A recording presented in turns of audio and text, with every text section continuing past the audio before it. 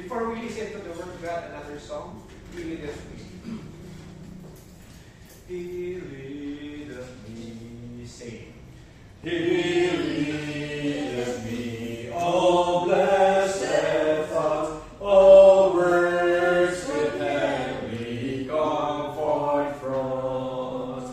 Whatever I do, wherever I be, still this God's hand that leadeth me. He leadeth me by His own hand. He leadeth me. His faithful follower I would be, for by His hand He leadeth me.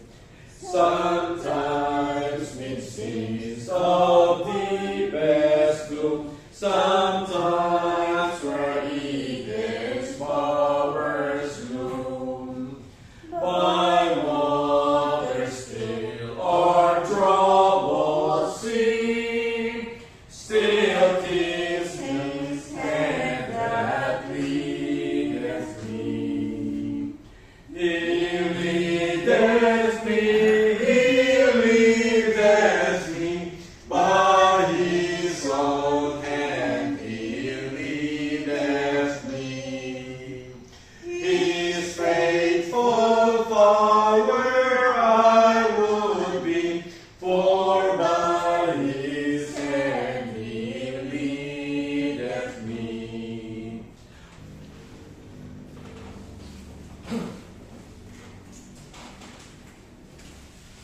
Nga, pagkit sa tanan. So, praise the Lord nga padayon kita sa pagtulog sa Ginoo.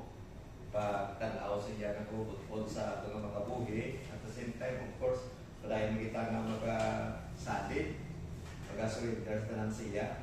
At mariting ang ato nga kabuhi, wala man isang padulungan o wala man isang kasigduhan kung wala siya sa ato nga mga pagkabuhi. So, okay.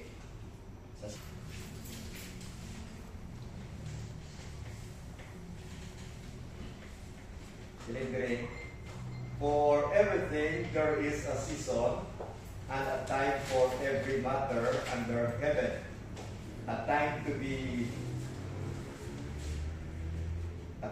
born, a time to die, a time to plant, and a time to pluck up what is planted, a time to kill and a time to heal, a time to break down and a time to build up, a time to weep and a time to laugh, a time to mourn and a time to dance, a time to cast away stones and a time to gather stones together, a time to embrace and a time to refrain from embracing, a time to seek and a time to lose, a time to keep and a time to cast away, a time to tear and a time to sow, a time to keep silence and a time to speak, a time to love and a time to hate, a time for war and a time for peace. What gain has the worker from his toil? I have seen the business that God has given to the children of man to be busy with. He has made everything beautiful in its time. Also, He has put eternity into man's heart, yet so that he can find out what God has done from the beginning to the end. May the Lord bless us sa pulong na atong nagbasa. Nga nanging kaupod siya sa mga tumulo sa Ebenezer bilang upos sa mga pamilya nila. Sa ako nga partya, from time to time nakita ko man sila. Kaya nagigit si Tyler Radio. So there was a time harap sa Ebenezer. So may mga barrios o nagabari ang mga experiences sa kabuhi. And then of course, kung i-recall ang mga previous, like ni Tyler Radio, siyempre may lain ng mga street sa kabuhi niya. where he was there in Talong and whatever, pag yung mga kita po siya na mga stages sa pagkabuhi. Until such time, nasa siningakion, di nagkapot sa sasakay dito, kag dito naman sa nagpangabuhi, kag sa siningakion, di ay kita, na nagpamalandong, kag nagpadayon sa pag-dedicate sa sining time sa pag-ilalas ang kaayo sa Ginoo sa kabuhi, kag sa family ni Tay Rolilio. So makita natin ang mga stages. Kung kita naman, kung tulungan pa mga life natin, hindi man natin mabinay na may mga season of life na kita.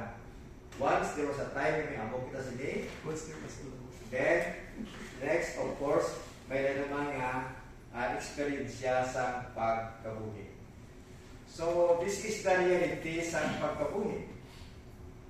There was an administrator, at the same time, he has a good purpose in every season sa pagkabuhi.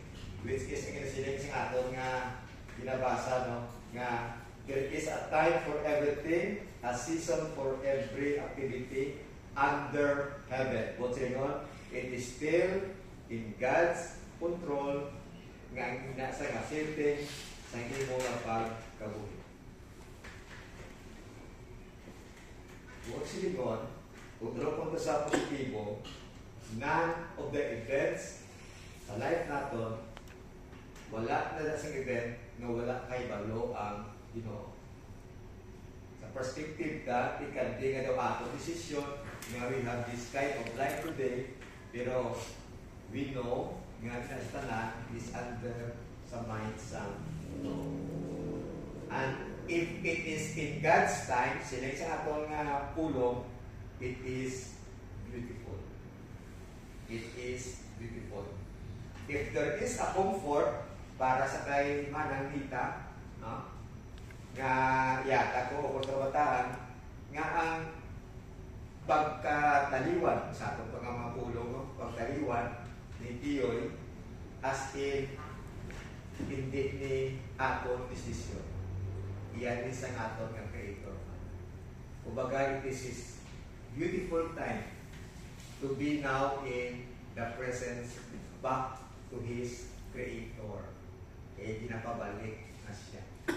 Ang nami, kay kahibalo kita na si Tiyoy, bangod sa iya kabuhi, nga nahatag sa Ginoo, we can nabilang may humok sa kipusoon, nga mabaton ta, ang hindi nga sitwasyon,